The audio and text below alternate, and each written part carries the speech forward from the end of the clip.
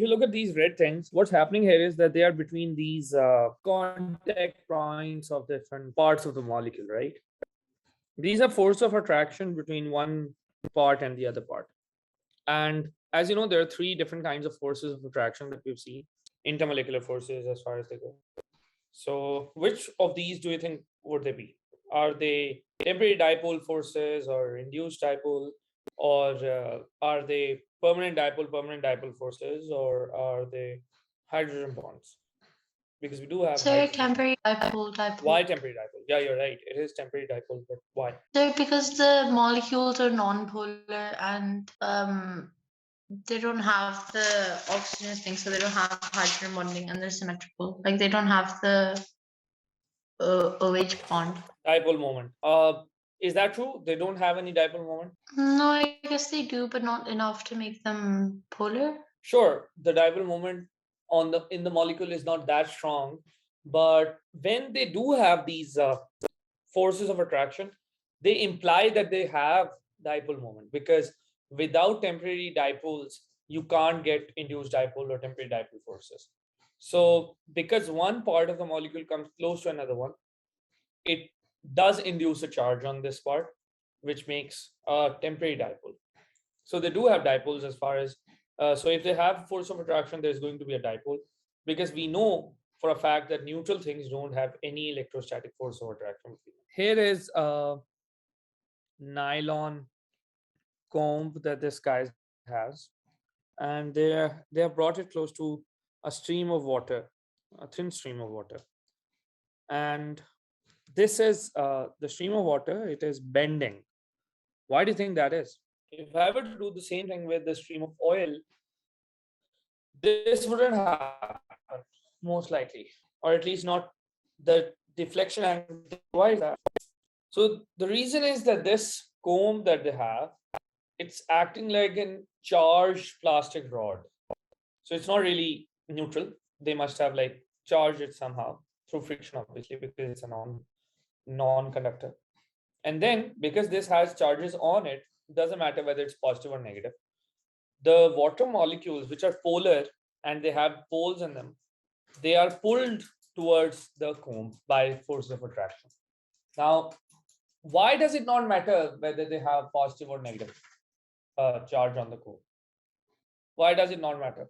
So because charged objects can attract uncharged objects as well. Sure, but water is charged, and so is the rod or the comb here. So why does it not matter whether the comb is positively charged or negatively charged? It doesn't matter because water molecules have both the charges. There's one end that is positive and there's one end that is negative. So that's why it doesn't matter. Okay.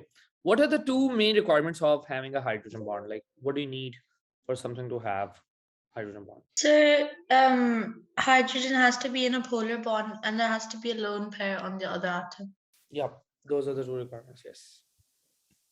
All right. So that was it. The bonding and all of that. So if you have any questions in there, do ask. And I think I shared worksheets for this already. So make sure that you practice those. I hope. If you didn't get time over the weekend, that's fine. But try to do them as soon as you can. All right. So we're moving on to a new topic, and this one is actually a pretty simple one. This is called uh, gases. So we want to understand how gases behave, and this is something that we study using gas laws. Now there are four gas laws, and all of them are pretty simple. And what they basically depend on is four different factors. So as far as gases are concerned, we measure four different things for them. Obviously there is density and all that, but there's just four things that we can change for different gases and see how they behave. So they're pressure, volume, temperature, and number of particles. So that is what we have. These four things and all the laws that we have, they'll deal with these four things. Because if you understand the behavior of a gas for these four things, you understand what the gas does. All right, so let's take two of them at a time. So let's say I'm talking about pressure and volume. So Boyle's law, named after Robert Boyle, one of the 16th century mathematicians, philosopher, scientist, what did it not do? Pressure and volume, if you multiply them, you always get a fixed value. And that's pretty interesting, because what this is implying is that if obviously you keep the temperature constant, you keep the number of moles constant, number of particles constant, the other two things which are not mentioned here, they should be constants. Then when you multiply pressure of any gas with its volume, you get the same value regardless of what you do to it. So for example, usually we get this diagram where we have a plunger, use it to change volume and all that. So here you can see that there are gas molecules. And of course, I'm not changing the number of particles. I'm not changing the temperature of the gas. But if I were to plunge them closer together, as you've seen on the right side, then over here I have volume, let me call it V1. And over here I have volume 2, which is less. So volume 1 is greater than volume 2, which implies that pressure 1 will be less than pressure 2. Why? Because what they've said is the pressure times volume should always be a constant, which means if I multiply pressure on the first scenario with the volume of the first scenario, this should be a constant. And similarly, pressure on the second scenario should be multiplied with the second scenario's volume, and they'll also be constant, which implies that they are both equal to each other. So P1 V1 equals P2 V2. And why is that? That is because they're constants, they're equal to each other. So that's a pretty interesting law, because there are two variables which are somehow proportional to each other. In other words, if I were to just take this one and I were to make, let's say, P the subject, I'll get K over V, right? And what is K over V? Nothing. If I had, let's suppose, uh, this thing like and I said that, all right, I have the control to change the pressure. And how does the volume get affected? Or let's suppose volume is in my control. So I have volume here, I'll keep it 1 over V. And over here, in fact, let's just start with V. So if I have V and I have pressure here, they're inversely proportional, which means number one, they will not be zero, both of them. Because if I were to use the same number of moles of gas, then they will actually give me a curve like that. This curve will never touch either of the axes. So none of the axes will it touch. And if I were to convert this, I don't know if you studied at Marcelina, I think you did, right? So if I were to use something called linear law, and I were to change this volume to 1 over V. So on one side, instead of plotting V, I plotted 1 over that. And on the other side had pressure. Turns out they will both make a very nice straight line. Gradient of which line will basically give me what? The gradient of this line will give me the constant, what they're equal to. Then that's interesting, because it's always, they're both related by an inverse relation if you keep everything else constant. So that's Boyle's law.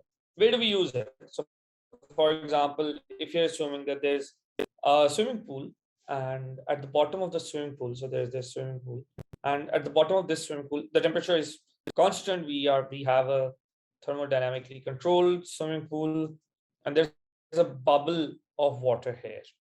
Now this bubble of water, maybe let's say it is 2 cm cube, and the pressure of water is equal to the pressure outside. So it is equal to the pressure outside. Let me call that pressure outside, we know, is 1 million pascals.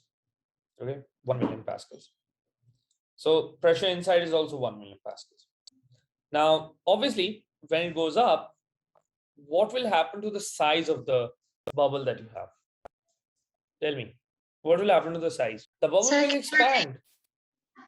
My question is that what happens to the size of the bubble as it goes up, as it rises towards the surface? Sir, it'll increase. It'll expand, yeah. The bubble will expand, the size will increase. And that is obviously, we can easily know why that is. Because over here at the bottom, there is pressure on it, which is much larger than the pressure over here. And that is why when there is lower pressure at the surface, it has more room to move around. The particles are not squished that close together. So no wonder that it increases in size. But how much does it increase in size? We can easily figure it out that, all right, over here, what's my pressure? It is 1 atmospheric pressure. And over here, my pressure here is 2 atmospheric pressure because it is double the size, right? So P1 V1 should equal P2 V2. So I can see that if my pressure on the first side is 2 of the atmospheric pressure and the volume is 2 cm cube, then at the top, the pressure would be 1 atmospheric pressure and the volume will be X. So using just that, I can know that my volume will be doubled. So because we have half the pressure, the volume will be doubled. And that is the relation they have with each other. So if you double the pressure, you halve the volume, you double the volume, you halve the pressure, you triple the pressure. What will be the effect on volume? So if I triple the pressure, what will be the effect on volume? It's not that difficult. Come on. Sir, sorry, my Zoom keeps glitching. Can you repeat your question? If I triple the pressure, what will be the effect on volume? Sir, it'll decrease by like 3 times the original volume. Yeah, exactly. So it will be 1/3. And that's pretty simple. That's Boyle's law.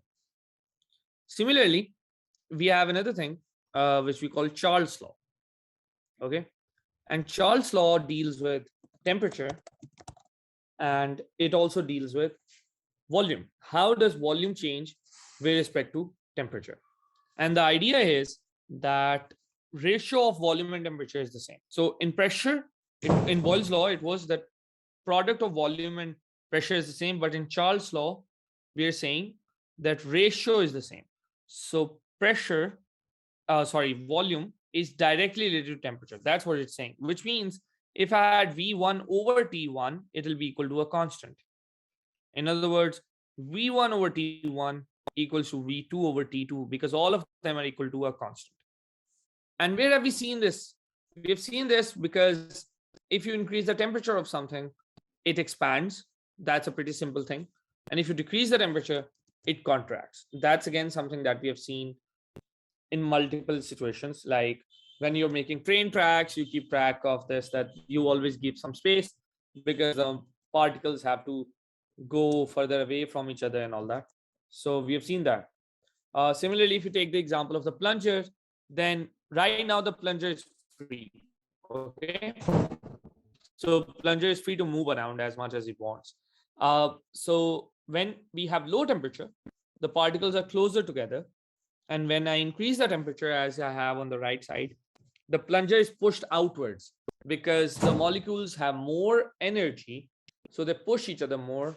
But if you want the pressure to be the same, they will go further away from each other and the volume will increase.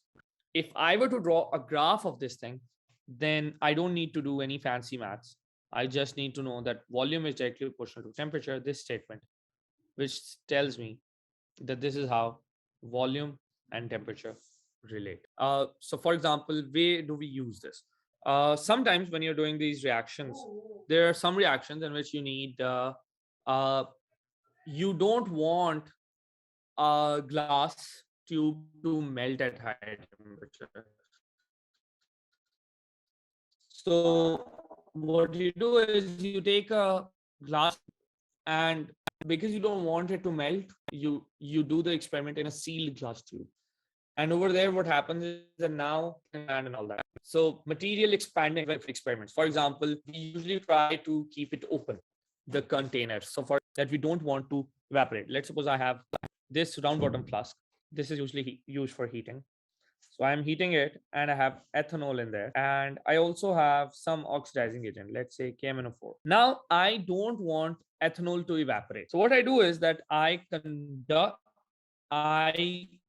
connect this thing to a condenser. This is a condenser and I don't seal it. Why not? Because I know that if I were to seal this thing, the particles will not be free to move around. They will not be the ethanol vapors that come out. I will restrict their pressure. I will restrict the volume that they can have, which means that now there's a chance that they'll explode. But this way they don't. Yeah, so we basically keep them open because we want the vapors to expand if they want to come back to becoming the liquid that they're supposed to. And this is called and we use it whenever we are dealing with reactions of volatile things. So you are heating a volatile liquid, which expands, becomes gas, goes up, but you cool it, comes back, because Charles law tells me that if you cool a liquid, if you cool something, it contracts, and if you heat something, it expands. That's pretty simple. Now, there's also the third law that we have. So pressure and temperature, how do they relate to each other? So here's what happens. So the third law says that if I increase the temperature of something and I have pressure of that thing over there, so pressure is directly related to temperature. And that's pretty simple. What happens is that if you were to heat this thing, then particles will have more kinetic energy. When they have more kinetic energy, they collide with each other more, they move more, which in turn means that they will increase the pressure. So they have more kinetic energy, they are moving more, which means they will hit each other more and the pressure will increase. So it's pretty simple. The third law, again, if you were to look at this, this is just like Charles' law, that ratio. There you go. They're always going to be a constant. So far we have seen number of moles, number of particles to three things. And here's, so the idea is, and this is very important, that number of particles is always directly related to pressure times volume divided by temperature. Why? Wait a minute. Why did I get this? So here's the idea. I had P1 V1. So basically pressure times volume was equal to constant. I had volume divided by temperature equal to a constant. And I had pressure divided by temperature equal to a constant, right? These were the three laws that I have. So if I were to combine all of them, what do I? Pressure and volume are being multiplied, and volume and temperature are being given at a ratio, and pressure and temperature are in a over T. And turns out it is the same for a gas at one instance as another instance, provided that number of particles does not change. So if number of particles is not changing and this thing is a constant, then it simply means that you can say that if I were to change the number of particles, I can multiply this with n, and that is how I get my constant, that nk, n is the number of particles, times k is equal to PV over T. Or in other words, if I had number of particles is directly related to PV over T, then my constant, which I usually get, is this thing. But this thing we don't write as K, we call it R. Okay. I think it's because it's named after Rydberg or somebody who did like a lot of work in gases or not. I'm not sure. So the ideal gas law, this is what we call this thing. So it says that the constant is R. So we'll change that thing. We'll multiply T over here. And that will make it pretty simple. We'll say that PV, which is on this side, is equal to N times T times the constant, which is R. So PV equals nRT. And that is my ideal gas law. Wait a minute. What is it telling me? It's telling me that if I were to compare pressure and temperature, then they're directly related to each other.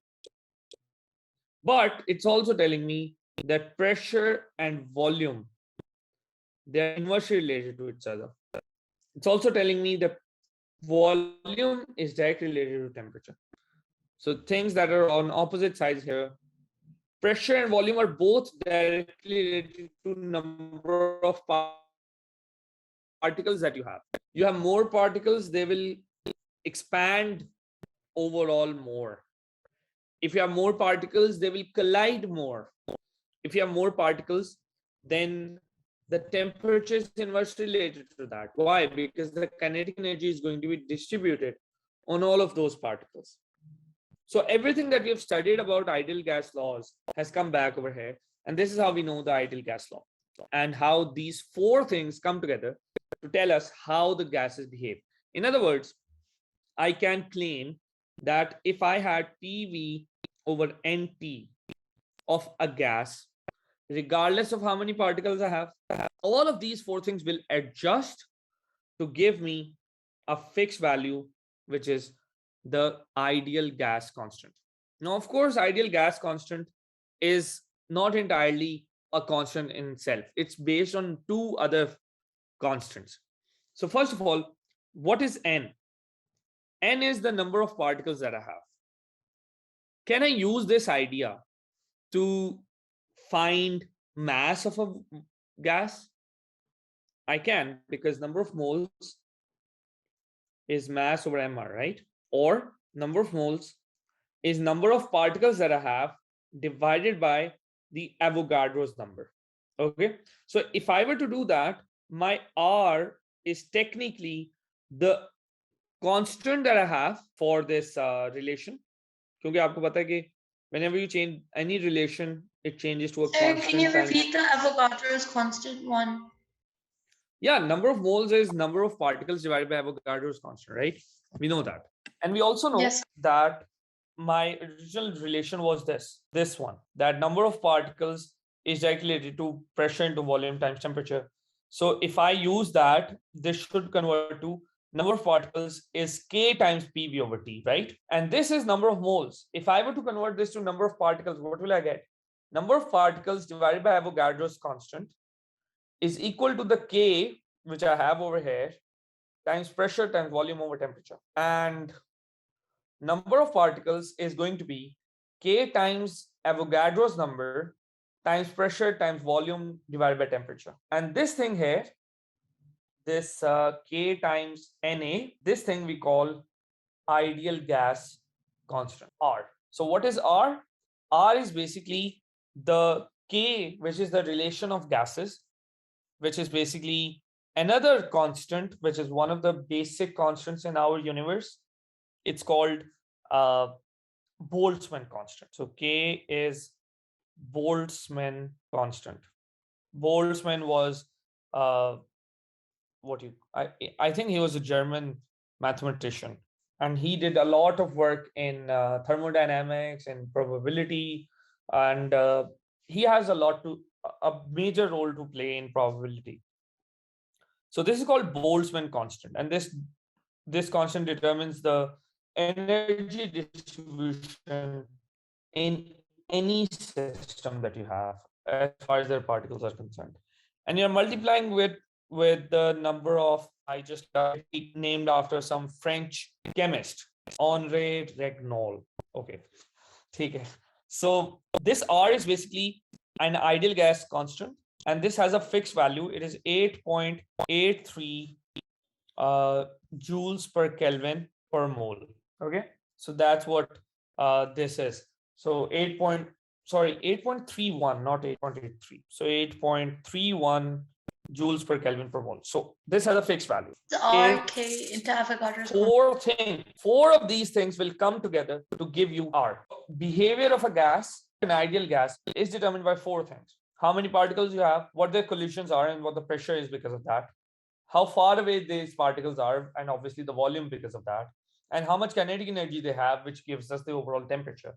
These four things, you get them all, and they will adjust to give you R. So you take any gas, you add number of particles. R is a constant. R will not change. So what will change? Pressure, volume, and temperature will change because you have affected N. You suddenly heat a gas, number of particles, obviously that's not going to change.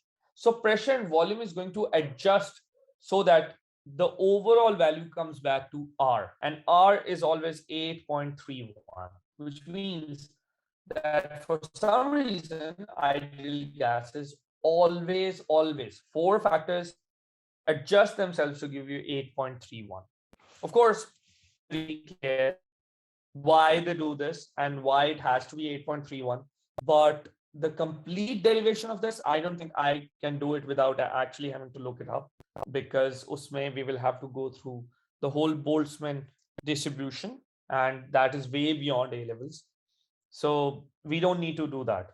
We will somehow try to get basic ideas from there. We will look at the distribution of energy according to Boltzmann law, and we will see that this value is 8.31, and we will try to make sure that whatever problems we solve, उसमें वो वापस हम 8.31 उसको लेके आते हैं. So that's pretty remarkable that you have 4 different things of any gas as far as it's behaving ideally, and you suddenly get these. Now, if I want to find mass of the gas from this, then I can do that, because I know that I'm converting it back to the ideal gas form that we have in RT. Now, if I want to find mass of a gas, then I can do it that number of moles. So this is number of moles. So mass over MR, right? So that means that I can simply take mass as the subject, which will give me PV into MR over RT. So this goes here and this goes here, and I'll get with mass of whatever gas I have. So I can actually do that using these. Samin, R is not multiplied by Avogadro's constant. K is. The K is basically the constant of proportionality, which is Boltzmann's constant. So यहाँ पे K था.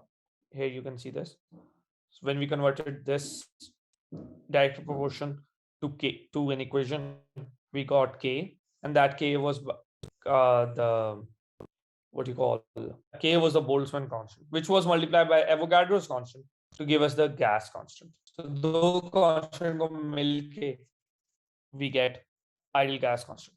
Now, can I use this idea, the mass and volume thing, to somehow relate density of a gas? I can, because what is, so let me take that. Let me take this form and convert this to M or T is equal to PV times MR, right? Now, what if V RT is equal to P times MR? And what is that? Nothing. Mass over volume is density. So how does density of a gas relate to its pressure, or relate to its temperature? There you go. Constant multiplication. दोबारा से देखो. You have, I say A is directly proportional to B. So that means A is equal to KB, right? So then when I say that number of moles is directly related to PV over T, and I want to convert it to an equation, I'll simply convert it to N equals to K PV over T. And now this K is called Boltzmann's constant, and it has a fixed. And then what is number of moles? Number of moles is nothing but number of particles divided by Avogadro's number, which gives me K times PV over T, which is what? Number of particles is K times Na into PV over T, which gives me what? This is going to give me number of moles is R PV T. Sorry, यहाँ पे मैंने थोड़ी सी गलती की है. This should be 1 over K. ये K यहाँ पे नीचे आता है. ये जब मल्टीप्लाई होता है नंबर ऑफ मोल्स के साथ, तो also number of Avogadro's number के साथ, तो मुझे number of moles मिलता है. My algebra is a little off. So why is K a bottom constant? Like, sir, why is it like on the नीचे one side with PV? It doesn't have to be होगी ना, वो थोड़ी सी different हो. अगर मैं उसको ऊपर रख देता हूँ ना, so that's fine. But then it's not Boltzmann constant. It is 1 over Boltzmann constant. That is just how we have conferred the algebra of this thing. Doesn't have to be. मतलब आप इसको इस तरह भी सोच सकते हो that PV over T is directly proportional to 9 if you want, and that will give you PV over T is equal to Kn. क्योंकि K तो कहीं पे भी आ सकता है ना. K is just an independent random value that we have. लेकिन अगर आपने उसको बोल्ट्जमैन कांस्टेंट से रिलेट करना है तो वो इस तरह से होता है. आई थिंक यहाँ पे कहीं पे मैंने ना गलती की थी. एनीवेज लेट मी सी कहाँ पे थी. हाँ, यहाँ पे थे. ये एग्जैक्ट K है 1 over K. Think of it like that. That 1 over K is your Avogadro's. The constant of proportionality is 1 over. Anyways, so this is the ideal gas equation, which is PV equals to N or T, and I can use it to find density, MR, mass, number of particles, all of that for any gas. So try doing this one step. Let's suppose I tell you that there is a gas which is 3 grams of the gas have volume of 200 cm cube at pressure of 1 million pascals and the temperature is 298 Kelvin. What is its MR? How do we do it? First of all, we know that P is given to us. It's 10 by 6 cube and we need it in meter cube. Okay, the SI unit for length is meters. So we need it in meter cube. So how many centimeter cube in a meter cube? 1 million. Why? Because centimeter cube gives you decimeter cube, which gives you meter cube. So 1000 dm cube, 1000 cm cube make 1 dm cube, and 1000 dm cube make 1 meter cube, which gives us 1 million meter cube. So this is going to be 200 over a million meter cubed. This is in pascals. Is equal to N. N is basically mass over MR. And mass equation पहले लिख लेता हूँ फिर values लिखूंगा. So PV equals nRT and N is mass over MR.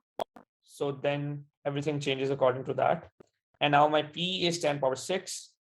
V is 200 over 10 power 6. Why? Because I need to convert it to meter cube. M is my mass in kg, which is 0.003. MR is unknown. R is 8.31. And T is 298 Kelvin. Notice that all my units are in SI form. So I'm using SI unit for temperature, which is Kelvin. I'm using SI unit for volume, which is meter cube. SI unit for pressure, which is pascals. So all of that has to be in SI units. So using this, I can find out that MR is going to be 8.31 times 298 times 0.003 divided by 200, which gives me a value of whatever my gas might be. So 0.0371 RF. What does that mean? What does this mean? Can you have a gas that has an MR which is like this? You can't, right? So then this tells me that no gas can behave like. So हमने फौरन बता दिया कि भाई आपकी measurement गलत है. One of these values, at least one of these values that you have calculated is wrong. अब इसका मतलब है एग्जामिनर उसको चेंज करेगा, उसको एडजस्ट करेगा कि अच्छा ये वैल्यूज इसकी क्या है. हो सकता है उसकी वॉल्यूम 200 cm क्यूब भी ना हो. जब आपने मेजर किया गलत मेजर कर ली. That's not possible. But the ideal gas law tells us how these things relate and how these things work. Use of this equation. तो आपसे कहेगा ये वैल्यूज हम प्लग इन कर दो. उसके बाद आपसे पूछेगा ये कौन सी गैस है. अगर तो उसके एमआर की कोई वैल्यू डिसेंट सी आ जाती है, लेट्स सपोज आपके एमआर की वैल्यू आती है 3.71. So it is possible that this gas was helium, maybe a mixture of helium. It is possible. But अगर वो आपकी वैल्यू कोई इस तरह की आ जाती है which is stupid value, like आप कहते हो कि आपकी वैल्यू आ जाती है 0.51, तो आप कहोगे ऐसी कोई गैस एग्जिस्ट नहीं कर सकती, because MR और कुछ ना हो 1 तो होना चाहिए ना. So based on these you can predict what gas you have. And of course these are all based on the ideal situations. Ideal situations कौन सी होती हैं? Where there are a few reasons why any gas is ideal. And practical gases don't really follow that. So वो हम कल देखेंगे कि ऐसा क्यों होता है. ऐसा क्यों है कि आइडियल गैस को हमने पढ़ लिया, हमने उसके 4 लॉज पढ़ लिए. कौन कौन से laws? Boyle's law, Charles law, Gay Lussac law and Avogadro's law. क्या कहते हैं वो लॉज? बॉयल्स लॉ कहते हैं P times V is a constant. Charles' law says V over T is a constant. Gie-Lusak's law says P over T is a constant. And Avogadro's law says N times temperature is a constant.